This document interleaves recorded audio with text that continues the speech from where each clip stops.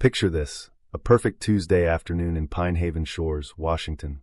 Crystal clear mountain lake, pine-scented breeze rolling off the Cascades, the kind of place where people move to escape the chaos.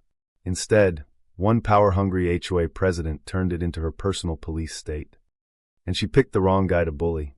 I was Drew Lawson, 46, fresh off a grueling divorce, hauling boxes into the A-frame cabin my great-uncle Silas left me.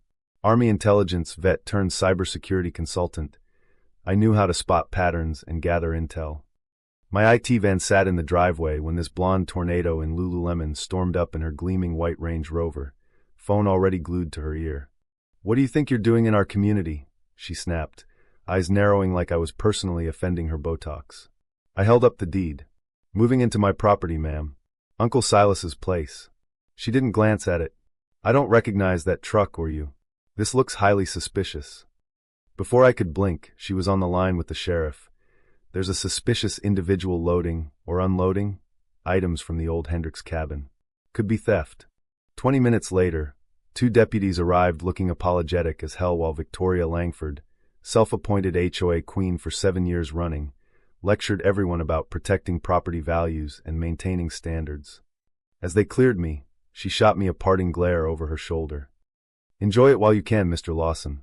Things around here have a way of correcting themselves. Oh, Vicky, you had no clue you'd just declared war on the wrong veteran."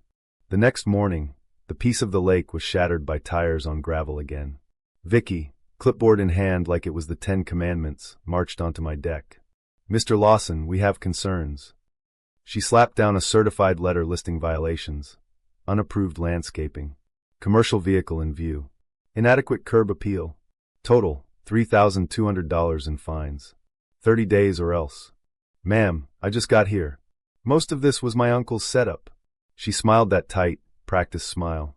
"Current owner is responsible for current compliance. It's all in the covenants, for the harmony of our neighborhood, of course." Harmony. Code for my way or the highway. I smiled back. "I'll look into it." That afternoon, county records confirmed what I suspected. Many violations were bogus or predated me. But the real gold mine was in Uncle Silas's crawlspace, banker boxes of 14 years of correspondence with Vicky. Threats, fines, complaints to the county. The old man had documented everything, suspecting she was targeting properties for her real estate flips through Lakeshore Realty. Neighbors were friendly but skittish. The elderly Parkers next door waved nervously. Only grizzled old-timer Hank muttered, "That woman's a plague. Been running this place like her kingdom." Then came the gut punch. My biggest client called. "Drew, we got an anonymous tip about your security clearances and business practices. We're pausing the contract pending review." More calls followed. Vicky was hitting my livelihood. But 2 could play. Research showed the HOA hadn't filed Washington state paperwork since 2022, legally toothless. Fines? Worthless paper. Vicky's real estate license? Vulnerable to complaints about harassing solicitation. I started building my dossier like old Army days. Timestamps, screenshots, witness notes. Vicky posted vaguely threatening Facebook updates about certain elements lowering our standards. Fake likes from fresh accounts. Amateur. The escalation got personal. One night, security cams, installed after the first stunt, caught a figure tampering with my generator. Next day, power outage hit during a storm. Mine was sabotaged, sugar in the tank. Classic. But I had backups. Frank, the neighbor, whispered over the fence one evening.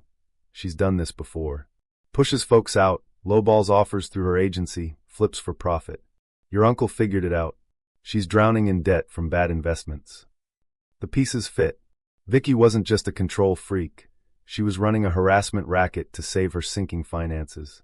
Her house, the biggest in the enclave, sat at the end of a private road easement that crossed my property line, granted by Uncle Silas in '89 with a good neighbor clause. Breach that, and access could be revoked. Landlocked paradise. I met with my lawyer buddy in Seattle. "That clause is ironclad, Drew. Pattern of harassment? You can shut down road access to her place. Game over for her McMansion." But I didn't want destruction. I wanted justice. The community meeting was the powder keg.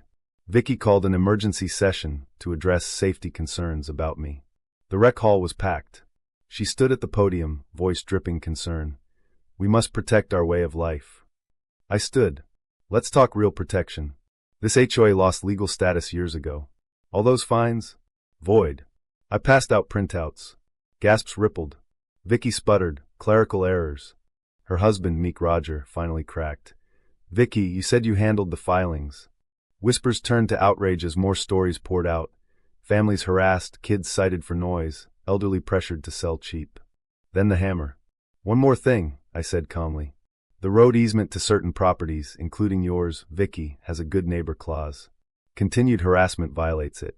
30-day notice, and your home loses legal access. The room froze. Vicky's face went ghost white. You wouldn't dare. Try me, or we can end this. Drop the nonsense. Convert to a voluntary association with real elections and transparency. Refund illegal fees. Leave everyone alone. Easement stays. Or well, enjoy your very expensive island. Roger stepped forward with his own box of evidence, bank records, emails of plots. It's over, Vicky. She's been desperate. Deputies were there. Enough for charges, false reports, vandalism, fraud. But I offered the out. Vicky, cornered and exposed, signed the agreement with trembling hands, tears of rage or relief, who knows. 6 months later, Pinehaven thrives. Voluntary group, no more tyrants.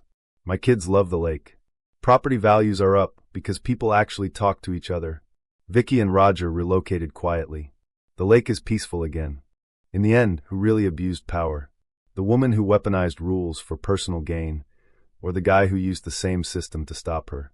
Was it justice or just karma with better paperwork? True or false? In the end, who truly got what they deserved? The HOA enforcer who turned community standards into a weapon, or the veteran who simply handed her the mirror? Drop your thoughts below.